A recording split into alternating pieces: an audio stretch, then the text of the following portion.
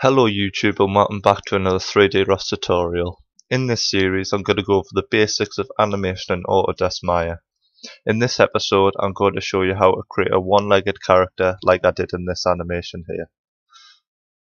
So in this animation we've got a one-legged character with two arms, and basically to get anywhere to walk he just hops because he's got one leg.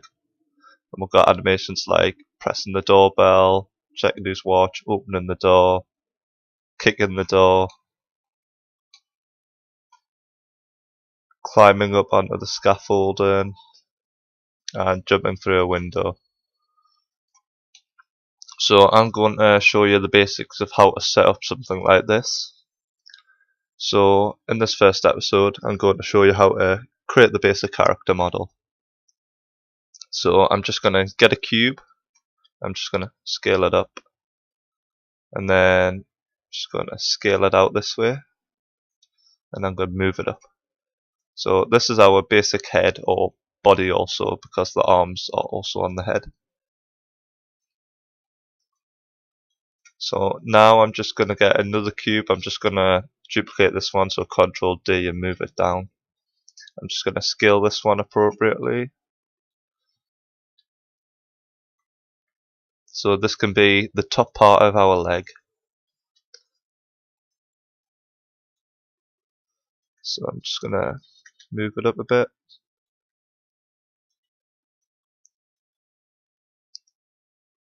So now I'm going to add a sphere for the knee joint in the leg. This just makes it more presentable than just having a gap. So now if I scale it up a bit more, just so we're covering all edges of the cube. Now I'm just going to select this cube and Ctrl D to duplicate and move it down. So there we go. We don't have to get this exact mind. Just going to make our sphere a bit bigger and these cubes a bit smaller on this axis. So now we've got that, we'll go on to creating the arms. So the arms, I'm just going to use cylinders for the arms. So create a cylinder, I'm just going to scale it up. E. And then to snap in increments, I'm just going to hold J and rotate. Or in your channel box, you just do -90 or 90 here. If you don't see that, make sure you've got these blue. So I'm just going to scale this appropriately.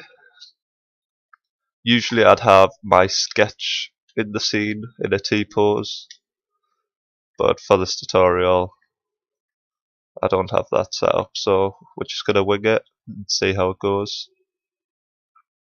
Of course, feel free to just create what kind of character you want. In the next tutorial where I go over rigging, I'll let you know what kind of things you need to look out for.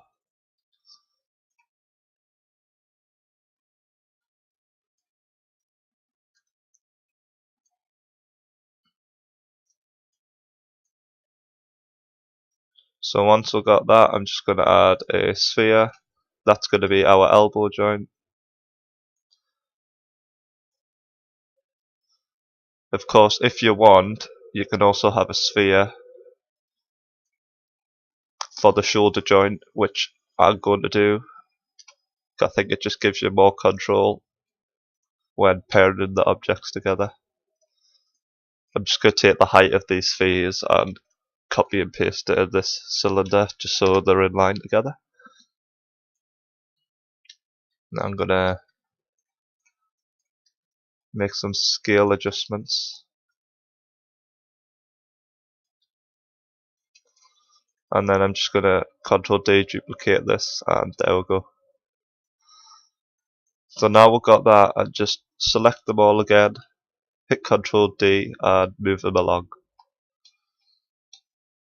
And because if we rotate them, because they're not grouped, they're just going to rotate individually, so I'm just going to select the end joint and just move it there. There we go. So now we've got the arm set up. So obviously if you want to be pedantic, just scale and things like that and make sure it looks right. But for the purpose of this tutorial series. I'm just going to end it there. And in the next video, I'm going to show you how to rig the character. But first of all, I'm just going to make sure it's at the top of the plane. So I'm just going to select all of them, Control G, and group them together. And if we turn on vertex snapping here, if you don't have this, just make sure you click the arrows up at the top here. Vertex snapping, and then hold D to edit the pivot and just move it down to the bottom of your cube. Now I'm going to turn off vertex snapping and turn on grid snapping. I'm just going to move it onto the grid. So now everything's in line with this grid, with the floor. So I'm going to end this tutorial here, and in the next tutorial I'm going to go over how you can rig your character.